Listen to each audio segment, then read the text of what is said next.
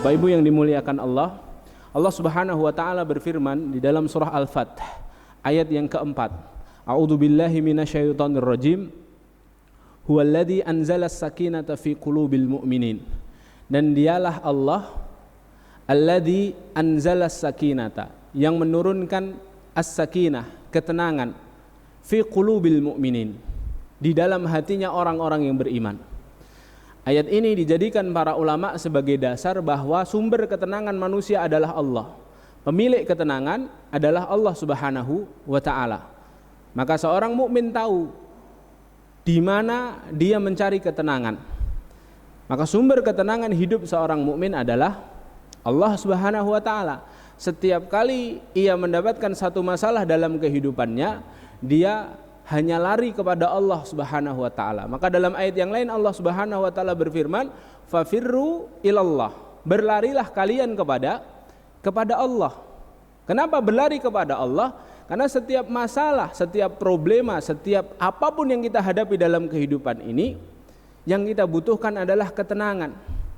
Yang kita butuhkan adalah kemudahan dalam menyelesaikan masalah, dan sumber kemudahan, sumber ketenangan hanyalah Allah Subhanahu wa taala. Huwallazi anzalas sakinata fi qulubil mu'minin. Dan dialah Allah Subhanahu wa taala yang menurunkan ketenangan di dalam hatinya orang-orang beriman. Maka orang beriman tahu di mana dia harus mencari penyelesaian dari setiap masalahnya. Misalnya Rasulullah SAW diriwayatkan dalam hadis yang banyak, idza huzibal amru dzahaba ila shalah. Nabi SAW setiap kali punya permasalahan yang sulit untuk dipecahkan, Nabi SAW dzahaba ila shalah, pergi untuk mengerjakan salat 2 rakaat. Karena apa? Karena pemilik ketenangan Allah. Maka orang-orang beriman yang mengetahui ilmunya, dia tahu setiap kali mendapatkan masalah dia lari kepada Allah. Tapi orang-orang yang tidak mengetahui ilmunya, dia akan mencari pelarian-pelarian lain selain Allah Subhanahu wa taala. Dia minum khamar, dia datang ke diskotik, dia konsumsi narkoba, dia mencari penyelesaian dari masalahnya pada hal-hal lain selain Allah Subhanahu wa taala.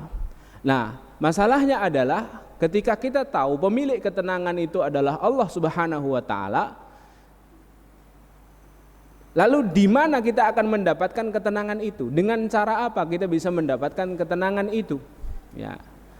Maka tidak ada yang lebih pantas untuk kita bahas pada kesempatan kali ini untuk membahas apa saja yang bisa menenangkan hati kita.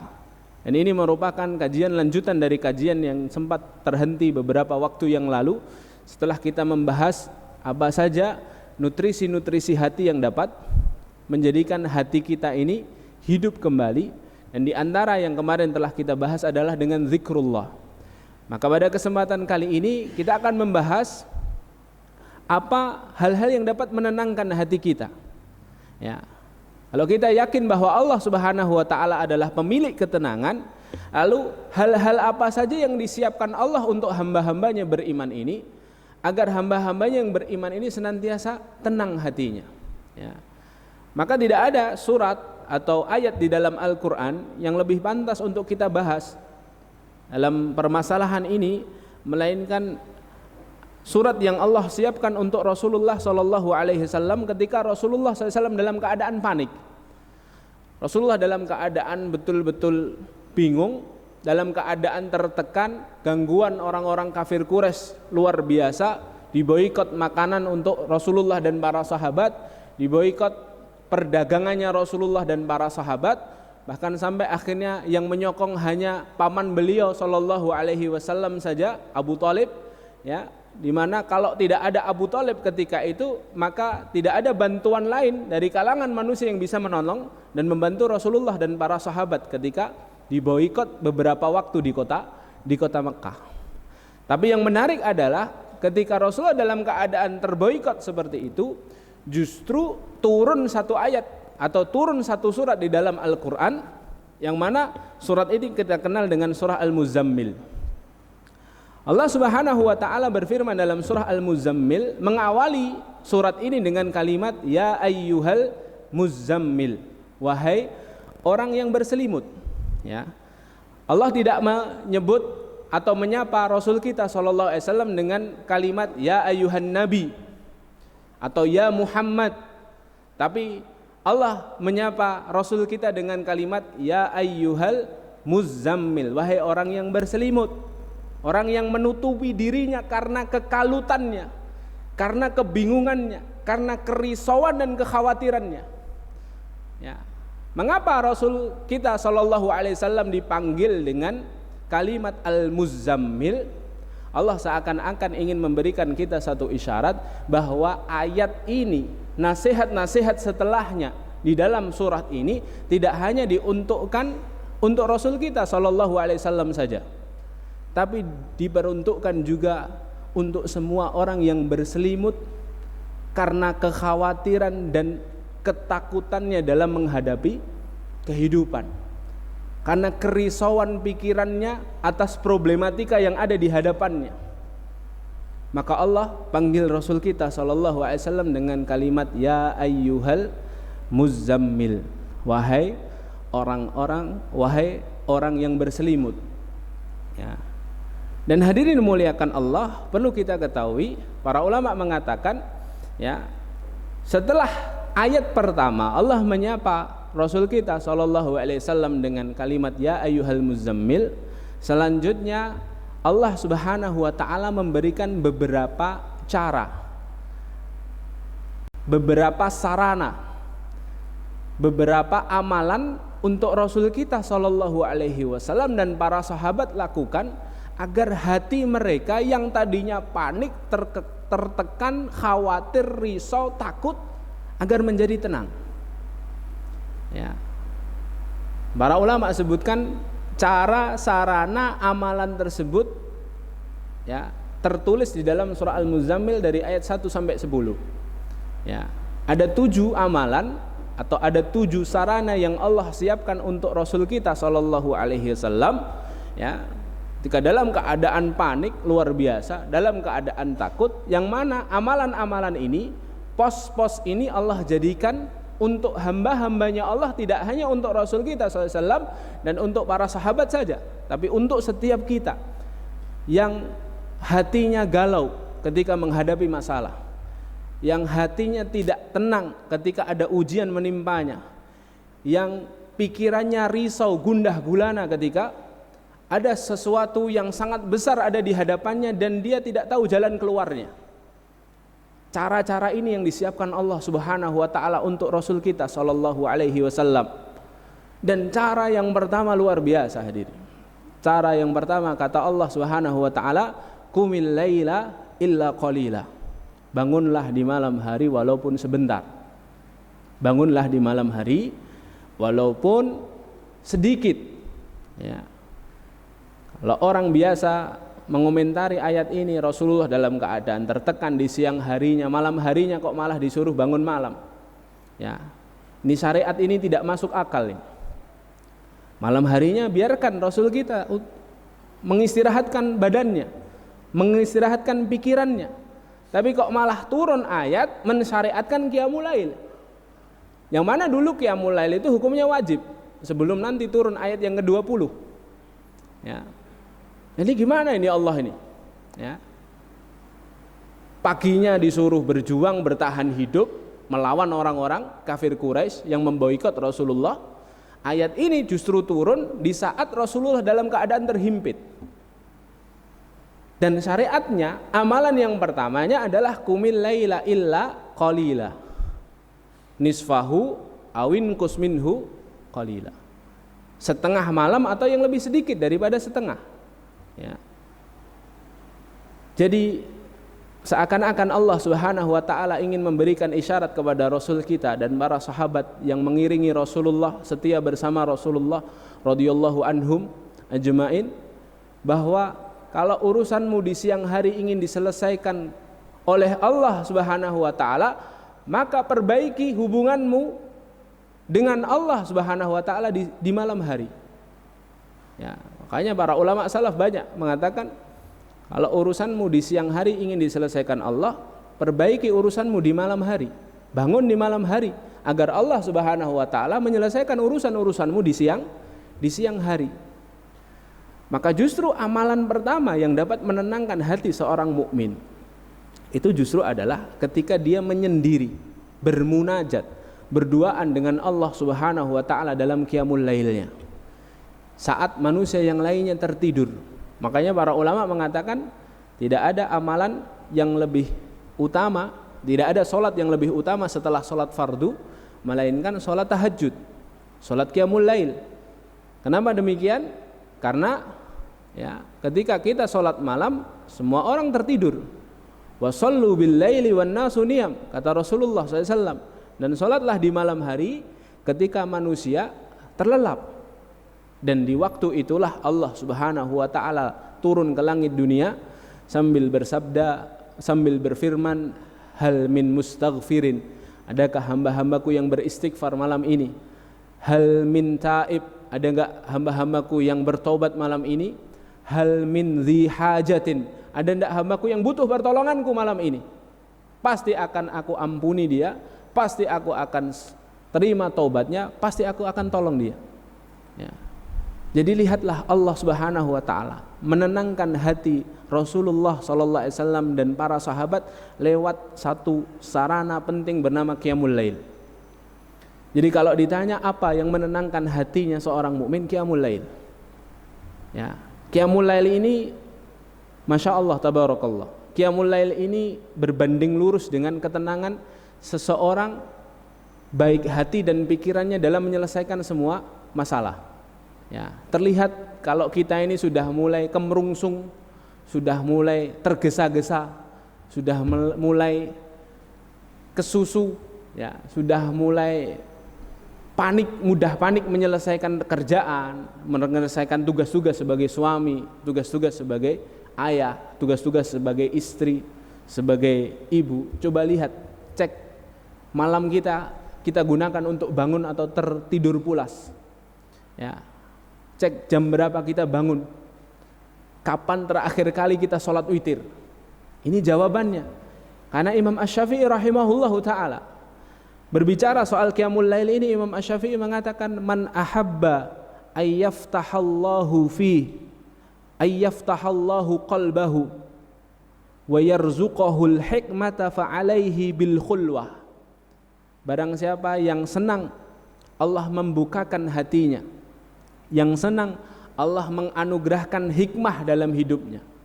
Jadi ternyata tidak semua orang itu dikaruniai Allah Subhanahu wa taala membaca hikmah dengan mudah, hadirin. Ada orang-orang itu yang ketika takdir mendatanginya, dia kesulitan membaca hikmah dari Allah Subhanahu wa taala. Sehingga yang ada apa? Suudzon sama Allah. Yang ada adalah prasangka, ya. Yang ada hanyalah mengutuk keadaan, ya. Padahal Allah Subhanahu wa taala menciptakan takdir sekaligus menciptakan hikmah di dalamnya. Maka kata Imam Asy-Syafi'i, man ahabba ayyaftahallaha qalbah ayyaftahallahu qalbahu wa yarzuqahu al-hikmata. Barang siapa yang senang dibukakan hatinya oleh Allah, ditenangkan hatinya oleh Allah, dan diberi rizki oleh Allah atau dianugerahi Allah Subhanahu wa taala hikmah dalam membaca satu ketentuan hidup, satu ketetapan dari Allah, fa'alaihi bil khulwati, kata Imam Asy-Syafi'i, hendaknya ia senantiasa berduaan dengan Allah, menyendiri, berqiyamul lail, ya, wa qillatil aqli, dan sedikit makan, kata beliau, wa tarki mukhalatatis sufaha, dan meninggalkan perkumpulannya orang-orang bodoh yang berbicara ke kanan ke kiri tidak ada tujuan, ya, yang tidak ada faedahnya, meninggalkan majelis-majelisnya orang-orang sufaha. Wa bughdi ahlil ilmi alladhi laisa ma'ahum insaf wala adab, dan membenci ahlul ilmi yang tidak punya akhlak dan tidak insaf dalam memandang, tidak adil, ya. Jadi kita ini ternyata dianjurkan oleh para ulama membenci ahlul ilmi juga. Membenci ahlul ilmi yang apa? Yang melihat segala sesuatu tidak adil dan tidak berakhlak dalam hidupnya. Makanya sahabat Ali radhiyallahu anhu berkata, fasadun kabirun alimun mutahattik wa akbaru minhu salihun mutanassik. Dua orang yang merusak agama ini, seorang alim yang enggak berakhlak, ya, banyak ilmunya tapi menggunakan ilmunya tidak pada tempatnya, alim tapi zalim. Yang kedua adalah salihun jahilun mutanassik, jahilun mutanassik, orang bodoh yang soleh, ya. Jadi orang soleh tapi bodoh itu merusak agama ternyata, ya. Karena orang mengira dia ini banyak ilmunya, sehingga apapun yang dia lakukan dikerjakan oleh orang-orang awam, apapun yang dia fatwakan dari lisannya, ya, dipercaya oleh orang-orang awam. Nah, ternyata ada ahlul ilmi yang patut untuk dibenci, yaitu siapa? Mereka yang berbicara tanpa akhlak dan tidak pernah adil dalam menyikapi satu keadaan, ya. Tapi perkataan Imam Syafi'i ini menegaskan kepada kita semua bahwa yang ingin ditenangkan hatinya oleh Allah Subhanahu wa taala, diberi rizki dapat membaca hikmah, fa'alaihi bil khulwah, yang pertama, ya. Hendaknya dia sering menggunakan waktunya untuk berduaan dengan Allah Subhanahu wa taala. Salah satunya dengan qiyamul lail, ya. Di antara juga yang dianjurkan oleh para ulama, menyendiri itu tidak harus dengan qiyamul lail, tapi qiyamul lail ini menjadi sangat ditekankan, karena dalam ayat ini pun sababun nuzul surat Al-Muzammil ini, beberapa versi ulama mengatakan turun ketika Rasulullah dalam keadaan, ya, terdesak, ya, justru malah disuruh sholat malam. Tapi al-khulwah, menyendiri itu tidak hanya qiyamul lail, kadangkala menyendiri itu bisa dilakukan dengan cara apa? Berpergian, bersafar, piknik kalau bahasa kita. Makanya Imam Asy-Syafi'i dalam perkataan yang lain mengatakan, tagharrab anil autani fi talabil ula fasafir fa innas safara khamsu fawaida. Berekreasilah, mengasinglah dari negerimu untuk mencari kemuliaan. Bersafarlah karena di dalam safar itu ada 5 kemuliaan. Yang pertama, kata beliau, tafriju hammin wa tahsil ma'isatin wa ilmun wa adabun wa suhbatu majidin, ya. 5 kemuliaan orang suka piknik itu apa? Yang pertama, ya, menghilangkan kerisauan, menghilangkan gundah gulana. Ya, penting ini. Kita ini kadangkala cupet pikiran kita, ya, terlalu fanatik dengan kelompok itu karena kurang piknik, hadirin. Ya. Jarang piknik kita. Makanya penting piknik itu, ya. Piknik, ya, silaturahim ke ulama, silaturahim ke ustadz yang belum pernah kita ngaji sama dia, minta faedah ilmu, ya. Karena kata Imam Syafi'i, safar itu 5 keutamaannya. Tafriju hammin wa tahsilu ma'isatin. Dapat ma'isah, dapat penghidupan. Di tempat, kadang di negeri orang itu kita dapat banyak kenalan, dapat peluang bisnis, gitu ya. Wah, ternyata di sini bisa menghasilkan uang ya kayak gini ya. Besok saya cobalah di kampung saya, misalnya begitu. Yang ketiga, ilmun, dapat ilmu. Yang keempat, adab, dapat adab dari orang lain. Yang kelima, suhbatu majid, dapat teman-teman mulia yang baru, ya. Makanya hadirin dimuliakan Allah, intinya adalah yang pertama adalah qiyamul lail tadi, ya. Ini amalan yang disiapkan Allah untuk menenangkan hati kita. Qumil laila illa qalila. Lalu Allah Subhanahu wa taala melanjutkan firman-Nya dalam surah Al-Muzammil itu, qumil laila illa qalila nisfahu awin qus minhu qalila au zid alaihi warattilil qur'ana tartila. Atau tambahkan sedikit dan bacalah Al-Qur'an dengan tartil. Baca Al-Qur'an dengan tartil. Jadi amalan yang kedua adalah membaca Al-Quran dengan tartil. Tartil, kata Imam An-Nawawi, membaca Al-Quran dengan perlahan, memenuhi hak-hak huruf dan hak-hak atau hukum-hukum bacaannya, ya. Jadi yang kedua, amalan menenangkan hati itu adalah dengan membaca Al-Qur'an. Ya. Makanya hadirin muliakan Allah, ya, seorang mukmin itu, ya, tidak bisa lepas dari Al-Qur'an dalam hidupnya. Ya. Aib betul bagi seorang mukmin ketika dia sehari saja tidak membaca Al-Qur'an. Ya. Maka para ulama itu bersepakat hukum baca Al-Qur'an itu fardu ain, Pak. Fardu ain. Bahkan Imam Ahmad mengatakan makruh hukumnya seorang mukmin melewati 40 hari tapi belum mengkhatamkan satu kali baca Al-Qur'an. Satu kali Al-Qur'an. Ya. 40 hari, Pak, jatahnya. Masya Allah. Imam Ahmad kalau hidup di zaman kita ini, semoga Imam Ahmad ngasih uzur kita nih, Pak. Wah, zamanmu kayaknya ya nggak mungkin ini ya, banyak godaan itu ya. Ya. Tapi zaman Imam Ahmad berkata demikian. Ya. Baca Qur'annya itu fardu ain. Adapun muatannya maka kembali kepada kita masing-masing. Ada yang kuat 1 juz, fadl 1 juz.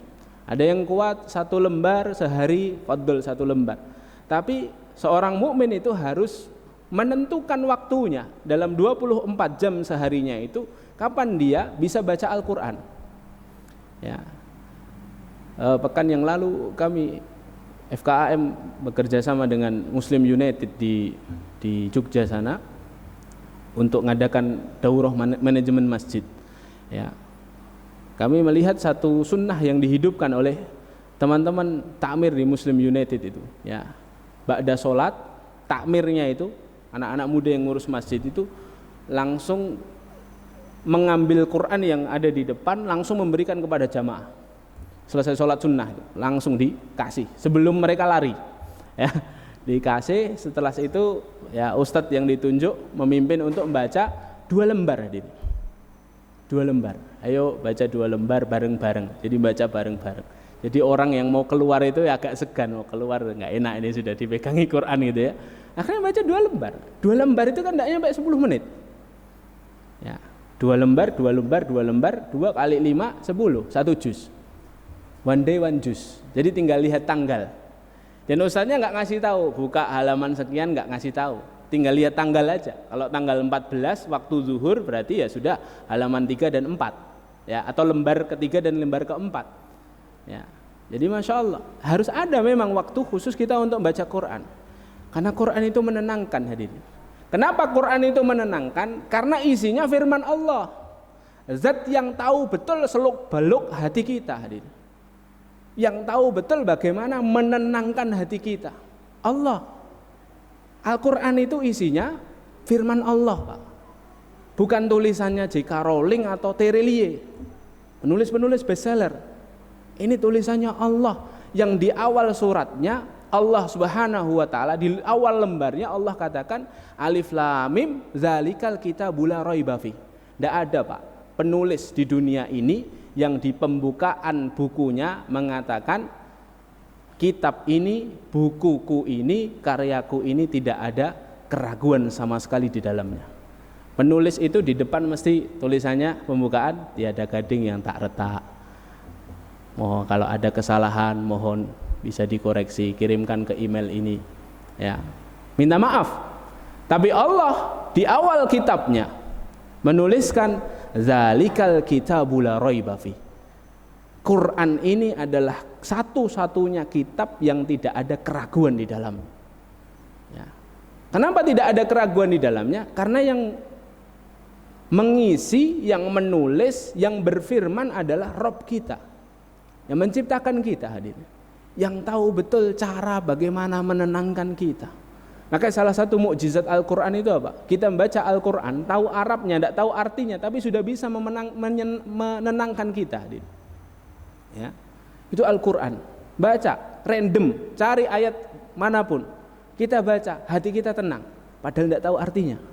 Bagaimana terus kalau tahu artinya, hadirin? Bagaimana terus kalau tahu tadaburnya? Bagaimana terus kalau tahu tafsirnya? Ya, maka akan tambah bisa menenangkan kita. Ya, ya setidak-tidaknya 100 ayat lah. Sehari 100 ayat, Pak.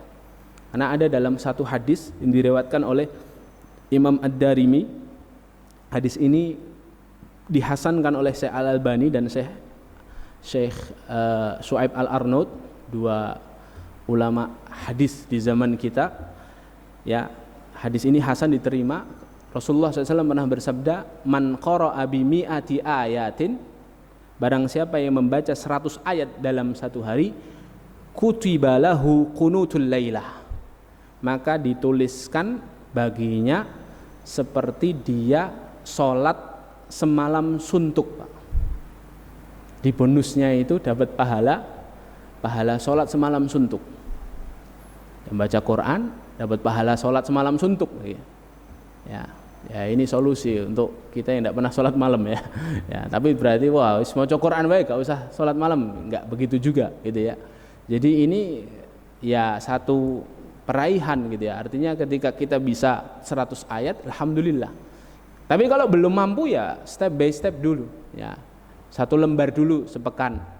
Kalau centang semua ya, nanti pekan kedua tambah jadi 2 lembar. Seperti itu. Ya, sekuat dan semampu kita. Makanya dalam kajian-kajian tafsir kami di beberapa tempat sebelum memulai kajian biasanya kita minta jamaah untuk baca Quran dulu. Ya, 15 menit. Jadi waktunya yang kita kasih durasinya bukan apa? Bukan lembarnya. Ayo baca 10 lembar. Kasihan yang masih bacanya terbata-bata, 15 menit tidak nyampe nanti, ya. Makanya fardu N-nya itu membaca Qur'annya, bukan berapa banyaknya. Berapa banyaknya enggak ditentukan sama ulama, ya. Tapi baca Qur'annya itu fardu ain, ya.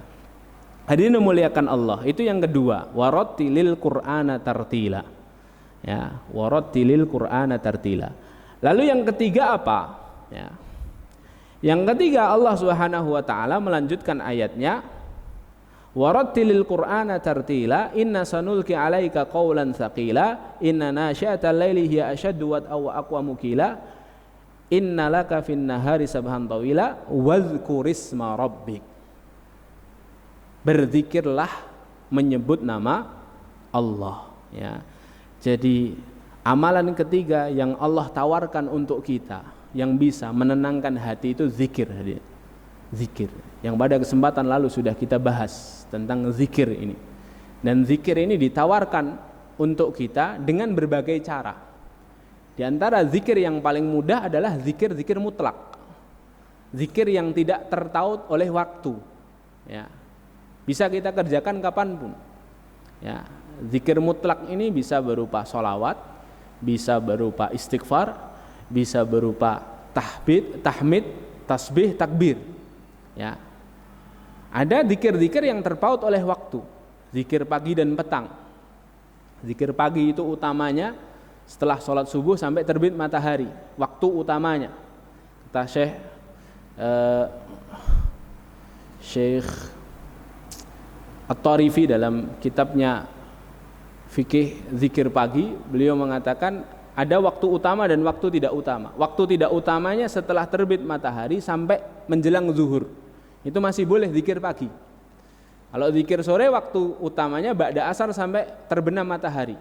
Waktu tidak utamanya ba'da maghrib sampai tengah malam. Masih boleh zikir. Lah ini yang tadi belum zikir sore sekarang masih boleh. Ya, tapi waktunya tidak utama. Zikir sebelum tidur, ya. Zikir setelah sholat. Allah letakkan itu tempat-tempatnya agar hati kita senantiasa tenang. Ala bi dzikrillahi tatmainnul qulub, kata Allah. Hanya dengan zikir kepada Allah yang dapat menenangkan hati kita, ya.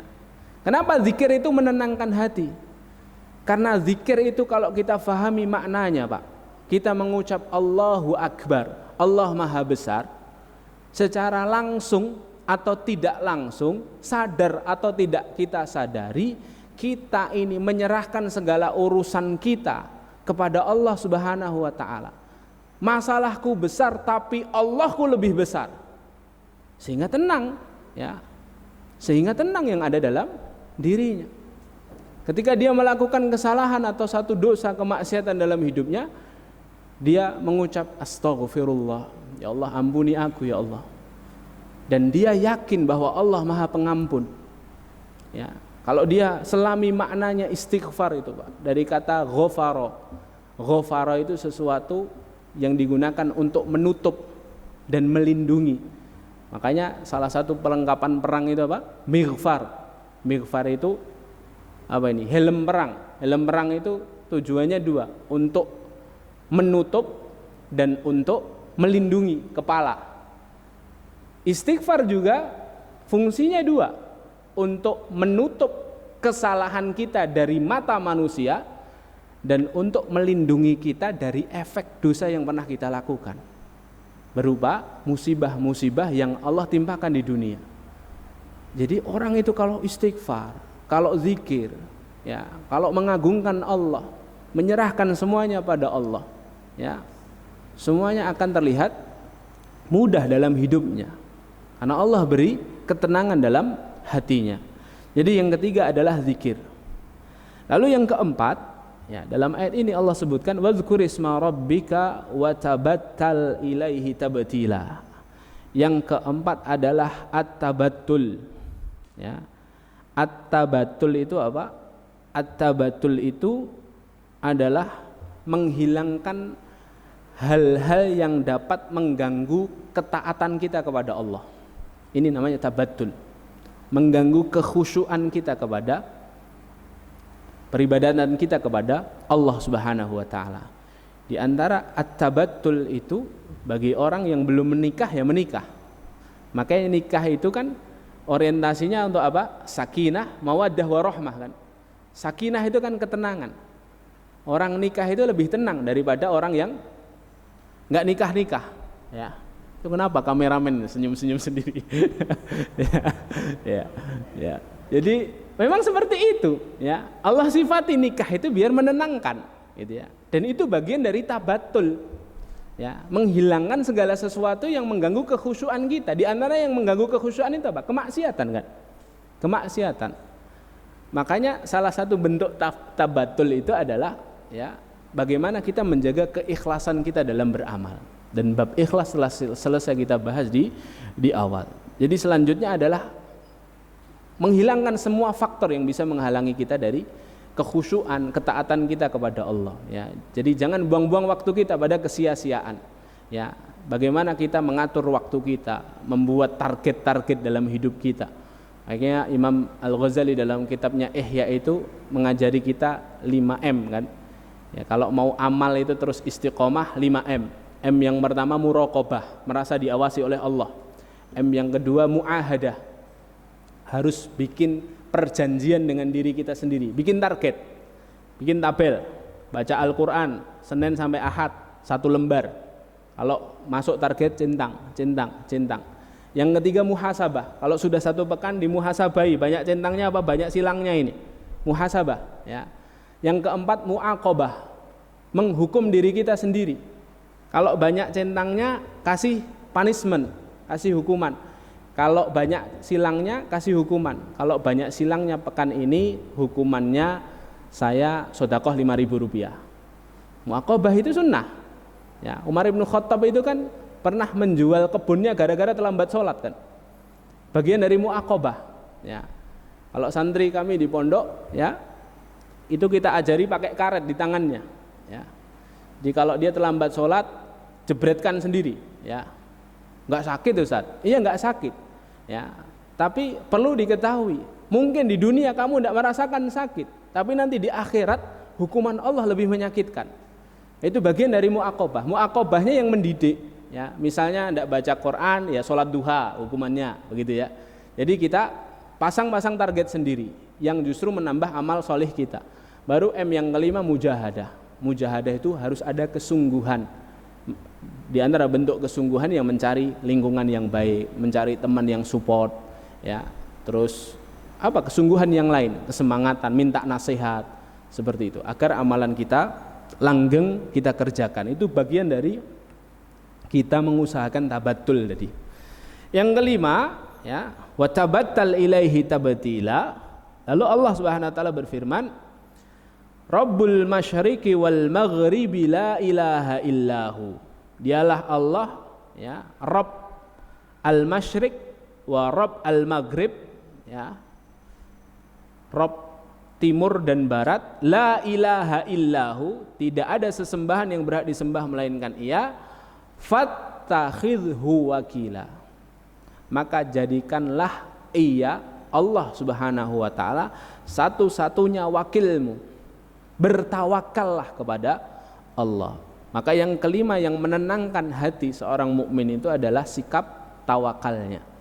Makanya Fudail bin Iyad rahimahullahu taala mengatakan, at-tawakkulu jima'ul iman. Puncak tawakal, puncak imannya seseorang adalah ketika dia bertawakal kepada Allah Subhanahu wa taala. Dan perlu diingat Bapak Ibu yang dimuliakan Allah, tawakal itu tidak hanya berserah. Tawakal itu syaratnya 3. Usaha maksimal, memohon berdoa maksimal, baru berserah maksimal. Banyak di antara kita yang memaknai tawakal itu berserah tok, ya. Akhirnya apa? Tawakal wae, Covid gak Covid mati yoan, ya. Akhirnya apa? Mati tenan, gitu ya. Tawakalnya kebablasan, enggak memenuhi syarat tawakal. Bahkan Ibnu Hajar dalam Fathul Bari itu ketika membahas tentang hadis orang yang tidak minta diruqyah, orang yang tidak minta dikai, orang yang tidak percaya tatoyur itu, beliau mengatakan orang yang mengaku tawakal tapi mencela orang lain yang mengambil sebab untuk agar terhindar dari kebinasaan, dia cela. Misalnya ada orang mau menghindar dari Covid, vaksin, dia ambil jalan vaksin, ya, vaksin jelas halal, vaksin jelas boleh, Sinovac halal thayyib, AstraZeneca haram tapi daruroh, boleh sama para ulama, ya. Lah kok dicela, opo vaksin, ya, aku loh kuat, gitu ya. Dengan alasan tawakal, kata Ibnu Hajar, maka orang seperti ini belum bertawakal, tidak termasuk orang yang tawakal. Karena sebenarnya tawakal itu tidak hanya berserah dan berdoa, tapi juga mengambil sebab, berusaha maksimal terlebih dahulu, ya. Makanya hadirin muliakan Allah, barakallahu fikum, Rasulullah mengibaratkan orang yang bertawakal itu seperti burung, kan.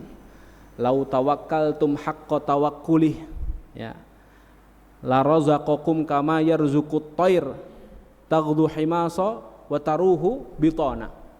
Kalau kamu benar-benar bertawakal kepada Allah, maka kamu akan diberi rizki sama Allah, diselesaikan urusan-urusanmu sebagaimana Allah memberi rizki burung.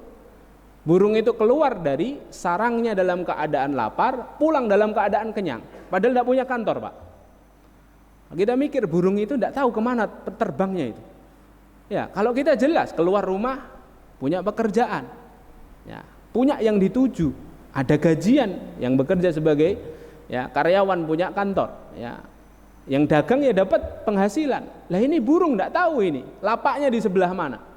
Keluar dalam keadaan lapar, pulang dalam keadaan kenyang. Allah kasih rizki. Kalau seorang itu sudah bertawakal kepada Allah, maka kalau sudah Allah jamin rizkinya, apa yang membuat dia gelisah? Tenang, Pak, hatinya, ya, tenang hatinya, ya. Makanya ada doa yang diajarkan para salaf itu apa? Allahumma rzuqni kama tarzuqul bughos. Ya Allah, berikanlah kami rizki sebagaimana kau beri rizki anak-anak gagak. Bughos itu anak gagak, ya. Kok doanya unik, Ustaz? Minta dikasih rizki seperti rizkinya anak gagak. Ini bentuk dari tadi, ya, setelah kita berikhtiar kita berdoa, bentuk dari tawakal seorang. Sebagaimana tawakalnya burung gagak. Anak-anak gagak itu ternyata ketika lahir, ya, dari cangkang telurnya menetas keluar anak-anak gagak. Anak gagak itu warnanya putih, sedangkan induknya warnanya hitam. Induknya ini juga agak rasis ini, ya. Induknya ngelihat anaknya, loh kok putih anakku, dudu anakku berarti. Akhirnya induknya apa? Induknya pergi mencari sarang lain, Pak. Ini sunatullahnya begitu, gagak itu. Jadi karena induknya hitam, anaknya putih, sampai akhirnya induknya cari sarang lain. Di sarang lain, induknya tidak mau ngasih makan anak-anaknya ini. Terus anak-anaknya ngasih makan siapa? Yang ngasih makan Allah. Ternyata anak-anak gagak yang belum tumbuh bulunya, bulu hitamnya itu, ternyata di kulitnya, di tubuhnya itu ya tertempel lendir-lendir yang ternyata bau lendir tersebut mengundang serangga-serangga untuk datang. Masya Allah ya. Datang untuk apa? Untuk akhirnya dimakan oleh anak-anak gagak ini. Makan dari serangga-serangga itu, tumbuh bulunya menghitam, ibunya melihat atau induknya melihat dari kejauhan, oh jebule anakku. Baru setelah itu induknya bergabung lagi dengan anak-anaknya, baru mau ngasih makan. Ya, makanya para orang terdahulu punya satu contoh doa, Allahumma rzuqni kama tarzukul bughos. Ya Allah, berikanlah kami rizki sebagaimana anak-anak gagak itu diberi rizki. Jadi kalau orang itu sudah tawakal, rizkinya datang. Ya, hanya kala kita ini kadangkala ekstrim mencari sebab, lupa bertawakal. Nah, ya ada dua ya. Orang ada yang berserah tok, tidak mau ngambil sebab. Ada orang yang ngambil sebab tapi kebangetan. Pakai hitung-hitungan matematikanya manusia, lupa bertawakal. Akhirnya Allah juga tidak dekatkan ya rizkinya begitu. Ya, makanya hadirin dimuliakan Allah, barakallahu fikum. Selanjutnya yang menenangkan hati adalah tawakal. Ya. Lalu yang kelima atau yang keenam adalah ya lanjutan ayatnya wasbir ala ma yaqulun. Ya. Yang menenangkan seseorang itu adalah sikap sabarnya ya. Kesabaran kita dalam menghadapi ujian-ujian, dalam menghadapi segala masalah itu dibutuhkan. Karena dari itu Allah Subhanahu wa taala mengangkat derajat kita. Dan Allah itu kalau sudah mengangkat derajatnya seorang manusia, seorang hambanya, maka Allah Subhanahu wa taala secara berbarengan akan menjadikan seseorang ini kuat. Ketika Allah jadikan kuat, maka urusan-urusannya akan mudah untuk diselesaikan. Maka kesabaran ini harus senantiasa ada ya, dalam perjuangan kita, dalam dakwah kita, dalam setiap masalah dalam kehidupan kita harus diiringi kesabaran. Jadi modal sabar dulu. Semua solusi dalam kehidupan ini, semua masalah, solusi dari masalah kehidupan ini adalah dengan sabar, Pak. Karena dalam syukur pun butuh sabar kan. Kita dikasih sehat, syukur. Cara syukur itu butuh sabar. Mengucap alhamdulillah itu butuh kesabaran. Karena tidak semua orang bisa mengucap alhamdulillah kan. Memastikan kenikmatan yang Allah berikan ini selalu di atas jalan ketaatan itu juga butuh kesabaran. Karena banyak orang yang dikasih nikmat, dikasih sehat, dikasih harta, hartanya dan sehatnya tidak mampu digunakan untuk taat. Karena peluangnya untuk maksiat lebih besar ketika orang itu sehat, ketika orang itu kaya harta. Itu butuh kesabaran. Makna syukur yang ketiga, Pak, bagaimana nikmat itu bermanfaat untuk orang-orang yang ada di sekitar kita. Itu juga butuh kesabaran, hadirin.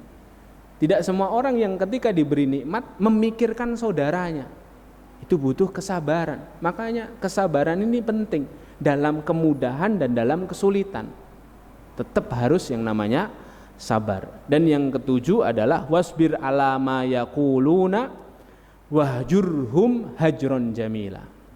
Yang ke-10 atau yang ke-8 yang ke-7 ya, ayat ke-10 maksudnya. Yang ke-7 adalah dengan hijrah.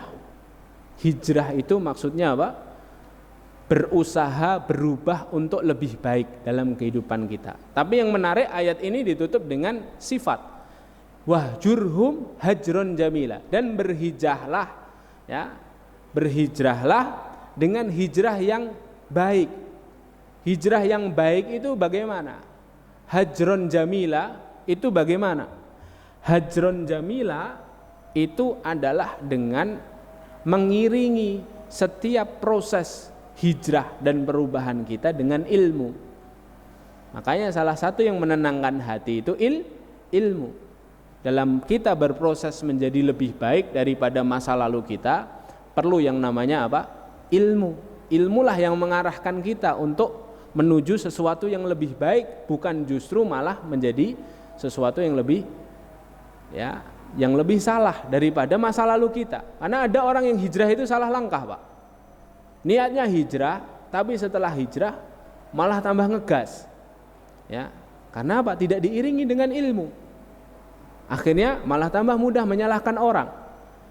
Malah tambah mudah memasukkan orang lain ke dalam neraka. Ya. Kenapa? Karena tidak diiringi dengan ilmu. Kalau diiringi dengan ilmu maka menjadi hijrahnya hijrah yang baik. Maka salah satu yang menenangkan hati kita adalah majelis ilmu, Pak. Makanya Rasulullah sallallahu alaihi wasallam bersabda, "Majtama'a qaumun fi baitin min buyutillah yatluna kitaballah wa yatadarasuna fima bainahum illa nazalat alaihimus sakinah." Tidaklah sekumpulan orang berkumpul untuk menelaah ayat Allah dan mempelajarinya di salah satu rumah di antara rumah Allah, kecuali pasti Allah akan menurunkan ketenangan. Dikasih ketenangan sama Allah. Ya. Makanya cara-cara ini hadirin dimuliakan Allah telah Allah berikan untuk kita. Ya. Lewat satu kondisi dan satu keadaan yang dialami oleh Rasul kita sallallahu alaihi wasallam, kondisi yang tidak biasa. Sedangkan kondisi kita jauh lebih mudah. Sesulit-sulit masalah kita itu lebih sulit masalah yang dihadapi Rasulullah dan para sahabat. Kalau Rasulullah dan para sahabat menyelesaikan masalahnya dengan solusi dari Allah ini, ya, 7 bekal yang Allah berikan kepada Rasul kita SAW untuk menenangkan hatinya, menguatkan sabatnya, menguatkan langkah kakinya, maka bagaimana dengan masalah kita yang lebih ringan? Insya Allah kalau kita melazimi amalan-amalan ini, semoga Allah Subhanahu wa ta'ala jadikan hati kita senantiasa condong dalam keistiqomahan dan tidak lengah dalam hal-hal yang dilarang dan dimurkai oleh Allah Subhanahu wa ta'ala. Allahumma rzuqnal istiqamah, Allahumma ya muqallibal qulub tsabbit qulubana ala dinik, Allahumma ya musarrifal qulub sarrif qulubana ala ta'atik. Mari kita tutup majelis kita ini dengan berdoa kepada Allah Subhanahu wa ta'ala.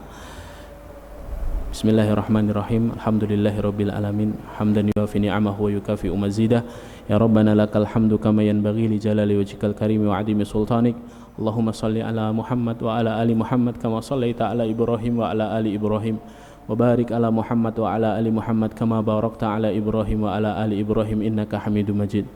Allahumma ighfir lil mu'minina wal mu'minat wal muslimina wal muslimat al ahya'i minhum wal amwat innaka sami'un qaribun mujibud da'wat ya qadiyal hajat. Allahumma a'izil islam wal muslimin, Allahumma adhil syirka wal musyrikin, Allahumma ahlikil kufra wal kafirin a'da'aka a'da'ad din.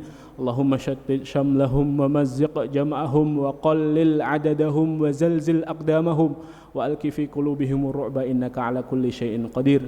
Allahumma fukka qaida asrana wa asral muslimin wa ruddahum ila ahlihim salimin. Allahumma innahum bihajatin ajilatin ila rahmatik fa anzil rahmatika ya rahmanu ya rahim. Allahumma aqsim lana min khasyatika ma tahulu bihi bainana wa baina ma'asik wa min ta'atika ma tuballighuna bihi jannatak wa minal yaqini ma tuhawwinu bihi alaina masaibud dunya. Allahumma matti'na bi asma'ina wa absarina wa quwwatina ma ahyaytana waj'alhul waritha minna. Allahumma ja'al fa'rana ala man zalamana wansurna ala man adana wa la taj'al musibatana fi dinina wa la taj'alid dunya akbar hammina wa la mablagha ilmina wa la tusallit alaina ma la yarhamuna ya rahmanu ya rahim. Rabbana zalamna anfusana fa in lam taghfir lana wa tarhamna lanakunanna minal khasirin. Rabbana hab lana min azwajina wa dhurriyyatina qurrata a'yun waj'alna lil muttaqina imama. Rabbana atina fid dunya hasanah wa fil akhirati hasanah wa qina adzaban nar. Subhana rabbika rabbil izzati amma yasifun wa salamun alal mursalin walhamdulillahi rabbil alamin. Subhanakallahumma bihamdika asyhadu an la ilaha illa anta astaghfiruka wa atubu ilaik. Assalamualaikum warahmatullahi wabarakatuh.